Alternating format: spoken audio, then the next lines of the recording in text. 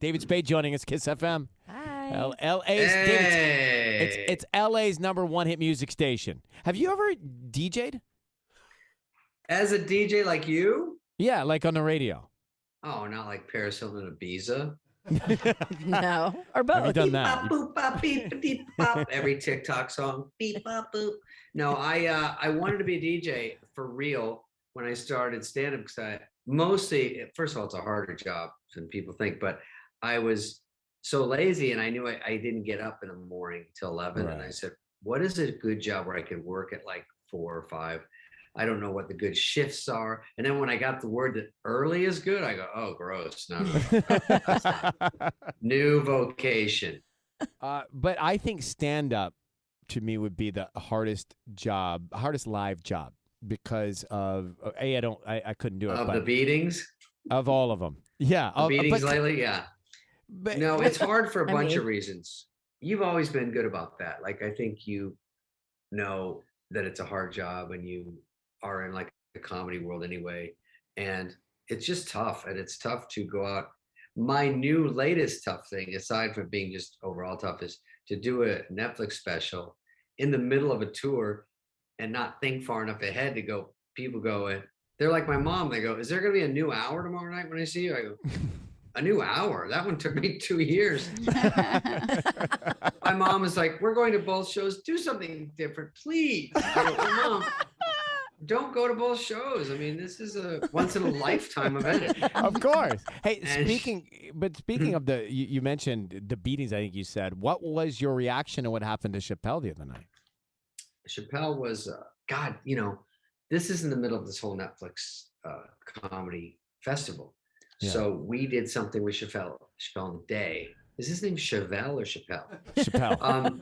And I know him well. It's Chevelle. Okay, so, but he's like kind of a very sweet, interesting, very thought out individual in my eyes, and always gives a few minutes to people, non-show busy show. He will talk to pretty much anyone. I love that about him. He's sort of the world's comic right now, and people really listen to him. He's a deep thinking comic. I'm obviously a skim job comic, but it's great to see him.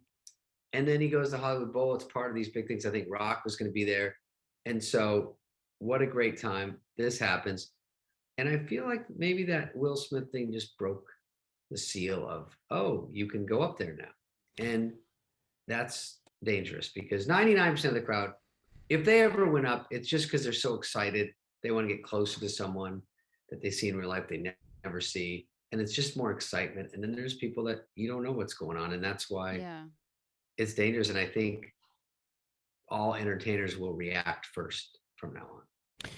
There will be no hugs. There will be no nothing. It will be. It was uncharted first territory until the world saw it happen, and you're seeing it at NBA games. You're seeing it with comedians, and it's just it's a very sad thing. But you get up there, you're not thinking like that. I mean, you're in your mind when you're going through your routine, your monologue, your jokes. Do you see the whole thing in like a string? Like, how do you see it in your head when you're? Because to me, the art of the great. I mean, obviously it's funny, but the segueing to me is an art that is incredible to watch. Listen, that connective tissue and the organization of a written joke, it's so important. So the other night I was doing one of these theaters, and when they get big, 2,000, 2,500, it's different than a club, and they're paying money there. You have to be so laser focused is the point. Because when I'm talking, I can't drift off and screw around. Like at a club, you can kind of screw around and you just throw your act together. But you have to get every word right to make a joke make sense. And I mixed up something and I said it wrong and it was dead silent. I'm like, I played it back in my head. And I go, oh, I just said the same thing twice. I didn't say the punchline. and so I asked one of the audience, did I just say that wrong? And she goes, yeah.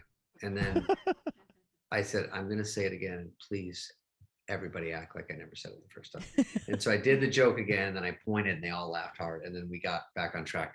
But at least, and I'm like, I can't drift off for 1 second. Yeah. It's like a beating because when I get off, I go, oh, because you have to be so like, I have to say that, and what's next. And then and you can't take too many pauses. They yell. you pause. It's fascinating. If you watch stand up and you look at somebody who does an hour and a half, whatever it is, every single word is set up for a callback or a tee up or a payoff. I mean, it really is. I'm blown away by it always, David, and I really have a great appreciation for what you do. So, new special, nothing personal, Netflix. What do we need to know about this? Not too much. It's just me, all my favorite, best jokes over the last year or two, the stuff I've been working on and I tour with, and it does well for me. But the thing is, once you sell a special and you get it out there, it's a double-edged sword because now you have to keep writing. And the problem is I was writing up until the special, and I said, I want to tape it as close to when it airs. Don't hold it for 6 months. I don't like when things sit on a shelf. Comedy, the jokes change. Yeah, sure. The world change. You go, oh, that didn't. And I'm doing jokes about Fauci and Corona, and so they're not. Even 2 months later, it's a little itchy, you know, like oh, that one's a little old down. You don't really need that. But I'm trying to write up to the minute, and then we flipped it quickly, and so I don't have a heavy backload of ways to fill that hour with new stuff. So some is what's in the special, some and you know, listen, I go to see Journey. They better do Don't Stop Believing. Right. People want to hit Bon Jovi. You got to do Slippery One Night. It's different. Songs, right? When a stand-up say, well, everything better be new. I'm like, why? If I see Sebastian, I go, do the Uber thing. Do the thing about going to a wedding and everyone, you know, dances. So many friends are with me. I go, you got to hear this one. So there is something to that, which I believe is real.